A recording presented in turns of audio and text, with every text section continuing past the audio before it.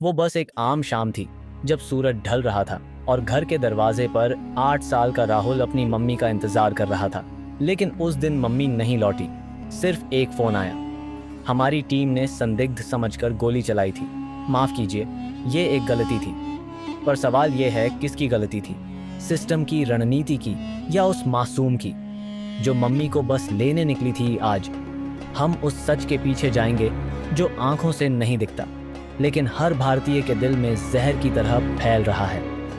भारत की सुरक्षा नीति पिछले कुछ सालों में एक गहरे और चुपचाप बदलते दौर से गुजर रही है। जहां पहले दुश्मन सीमा पार दिखाई देता था, अब वो आपके बीच में छुपा बैठा है। सरकार ने सुरक्षा को मजबूत करने के लिए proactive defence doctrine, pre-emptive strike theory और सिविलियन सर्विलांस प्रोजेक्ट्स जैसे कदम उठाए हैं।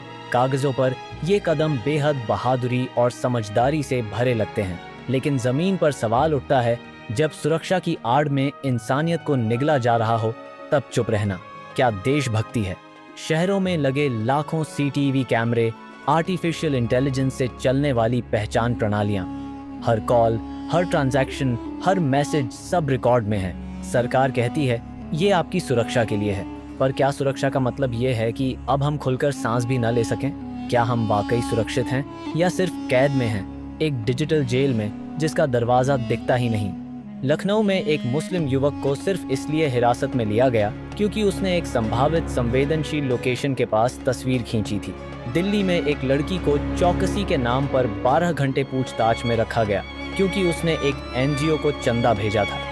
सुरक्षा को लेकर शक की यह संस्कृति अब लोगों को तोड़ रही है आत्मा से। एक राष्ट्र जब अपने ही नागरिकों से डरने लगे तो क्या वो सच में स्वतंत्र कहलाने लायक रह जाता है? हर जगह संदेह, हर कोने में जांच, हर चेहरा संदिग्ध। ये एक ऐसा वातावरण बनाता है जो पीटीएसडी जैसी मानसिक बीमारियों को जन्म देता है। लोग अब सरकार से नहीं, अपने ही पड़ोसियों से डरने लगे हैं। युवा अब इंटरनेट पर अपनी राय देने से कतराते हैं। बच्चे अब घर में ही सवाल करने से डरते हैं, कहीं वो रिकॉर्ड तो नहीं हो रहा। यह डर हमारी आत्मा को खा रहा है और हम बस सेफ होने का झूठा सुकून ओढ़े जी रहे हैं। कई ऐसे केस हैं जिनकी कोई रिपोर्ट नहीं छपती। कश्मीर की एक लड़की को स्कूल से सिर्फ इसलिए निकाल दिया गया क्योंकि उसकी आर्टिकल 370 पर राय वायरल हो गई थी। छत्तीसगढ़ में एक पत्रकार राष्ट्र विरोधी भावना के कारण गायब कर दिया गया। कोई केस दर्ज नहीं, कोई खबर नहीं, बस एक सन्नाटा जो कानों से नहीं आत्मा से सुना जाता है। अब तक जो आपने सुना वो सच का सिर्फ एक हिस्सा था। सच्चाई यह है, हमने सुरक्षा के नाम पर एक ऐसा सिस्टम खड़ा कर लिया है जो इंसानियत को निगल रहा है और हम सब जाने अनजाने में उस मशीन का हिस्सा बन गए हैं। हमने अपने बच्चों को डर में जीना सिखा दिया, हमने अपने बुजुर्गों को चुप रहना सिखा दिया और अपने भीतर की आत्मा को सिस्टम के नाम पर गिरवी रख दिया।